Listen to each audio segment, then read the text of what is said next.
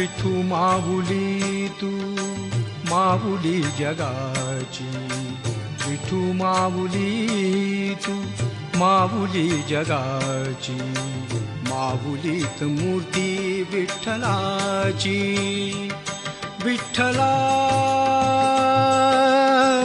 माय बापा, विठू माऊली तू माऊली जगाची, विठू माऊली तू माऊली जगाची, माऊलीत मूर्ती विठ्ठलाची।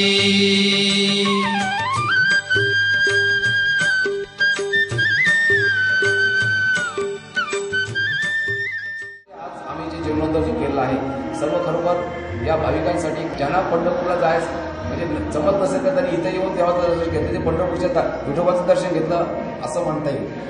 तर हे मंदिर आम्ही आता सगळं म्हणजे लोकांसाठी खुलं करून आम्ही त्याला दर्शन द्यायचं हे करतो।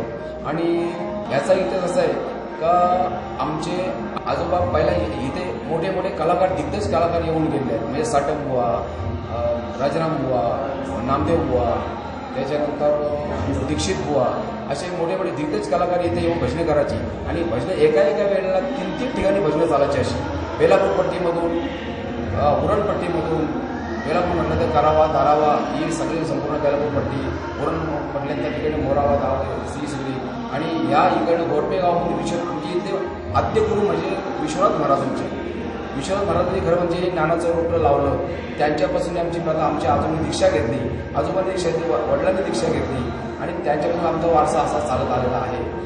तर तो वारसा असा चालत असताना आम्ही हे काम हाती घेतलं आणि आज हे मंदिर पूर्ण केलं। या मंदिर लोक विचारतात मंदिरासाठी किती खर्च केला, पण मी त्यांना सांगितलं का खर्च विचारता नाही, पण आमचा जो ध्यास होता फक्त मंदिर उभं करणं, आणि ते आम्ही केलं। आणि आज विमलेचा रोपा लाविलेला द्वारी त्याचा वेणू गेला गगनावरी।